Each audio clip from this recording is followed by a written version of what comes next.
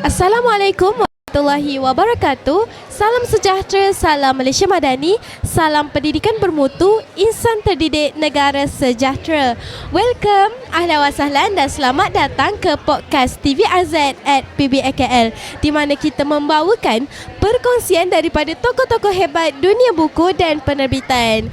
Pada hari ini saya amat berbesar hati untuk bersama seorang tetamu istimewa dari Indonesia yang telah menyumbang kepada perkembangan industri penerbitan di negara beliau. Jadi marilah kita sambut kehadiran tetamu istimewa kita daripada Indonesia. Dipersilakan Tuan Hamzah Revi, iaitu seorang penulis dan penerbit bagi Little Koka. Terima kasih kerana sudi meluangkan masa bersama kami pada hari ini. Apa khabar Tuan? Terima kasih, kabar baik Alhamdulillah. Fasiah, Assalamualaikum warahmatullahi wabarakatuh semuanya. Alhamdulillah khabar baik. Okey, baiklah saya mulakan dengan soalan saya. Baiklah, Little Koka dan Guru Bumi ialah penerbit buku kanak-kanak dari Indonesia dan mereka ini mempamerkan buku-buku bertemakan budaya dan cerita pendidikan. Jadi boleh Tuan kongsikan apakah istimewanya buku-buku yang dibawakan khas oleh Little Koka dan Guru Bumi untuk PBAKL 2026 ini? Ya, Little Koka sendiri ini adalah penerbitan yang kami berasal dari Bandung, dari kota Bandung.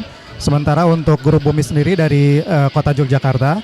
Kami berkongsi bekerja sama di KLIBF 2026 kali ini. Ini membawa buku-buku yang mungkin ini adalah buku pendidikan, tapi kami bawa dengan lebih fun, lebih menyenangkan untuk anak, sehingga anak yang paling penting pertama adalah bagaimana agar anak tuh bisa senang dulu, bisa tertarik dulu dengan buku. Jadi tidak banyak teks, tapi bagaimana agar ilustrasi, warna-warna itu menarik minat mereka terlebih dahulu. Jadi untuk selanjutnya itu akan menarik mereka untuk senang membaca. Betul. Gitu. Okey, baiklah. Jadi Tuan sendiri boleh jelaskan lebih lanjut tentang konsep dan tema yang diketengahkan oleh Little Koka dan Guru Bumi itu sendiri. Little Koka dan Guru Bumi konsisten selama ini membawa tema-tema lokal Nusantara, local wisdom di Indonesia, sehingga anak-anak bisa belajar dari kearifan lokal. Contohnya dengan dari buku yang saya bawa ini Wila dan Jamur. Kalau bahasa Melayunya cendawan mungkin ya. Iya, betul. Cendawan. Tapi kami di sini mengajarkan atau memberi edukasi tentang cendawan, tentang jamur melalui ilustrasi yang menarik, dari warna-warna yang menarik. Tapi tidak hanya ilustrasi saja, tapi juga ada pop up.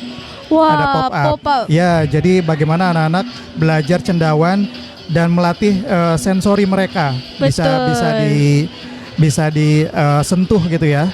Nah, seperti ini juga, dan bisa dibuka juga.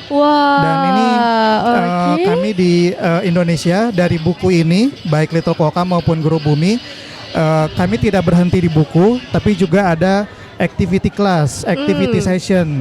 Jadi bagaimana anak-anak kami bawa menuju ke hutan, ke forest untuk berjalan, kami storytelling di tengah-tengah hutan, mencari cendawan bersama-sama.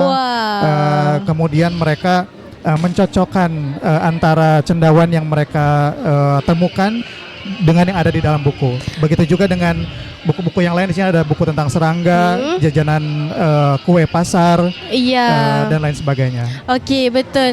Jadi berdasarkan yang Tuan ceritakan tadi, saya nampak konsep-konsep Tuan ini lebih kepada hutan ataupun macam mana tu? Betul, kami memang ingin mengajak anak-anak untuk kembali lagi ke kearifan lokal, ke alam. Dan kami sih sebenarnya ingin agar anak-anak itu memiliki adab ketimuran. Yang selama ini semakin kesini tuh semakin mungkin ditinggalkan. Betul. Sementara adab ketimuran itu kita bisa dapatkan dari orang tua kita yang ditinggalkan. Misalnya makan itu tidak harus dihabiskan misalnya. Atau tidak pilih-pilih. Kemudian makanan dan minuman juga kita tidak mengikuti budaya barat, tapi yang ada di sekitar kita aja.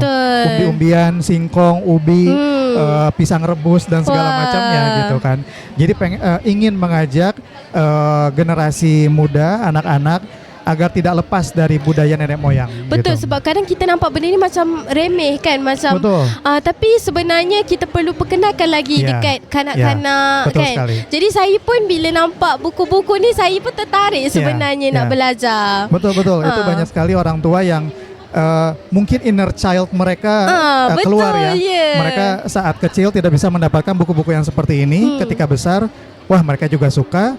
Dan mereka juga akhirnya membelikan untuk anak-anak mereka gitu. Betul, saya pun rasa menarik sebab dalam buku tu dia hardbook cover, betul? Dia hardbook cover, ilustrasi dia pun cantik, comel. Saya pun suka tengok. Lepas tu ada pop-up lagi tu. Lepas tu boleh kita latih sensory activities.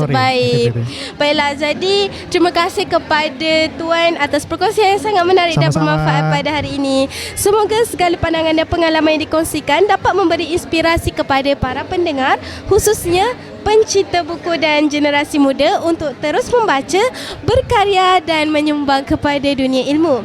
Indah sungguh bunga melor, mekar mewangi di tepi laman.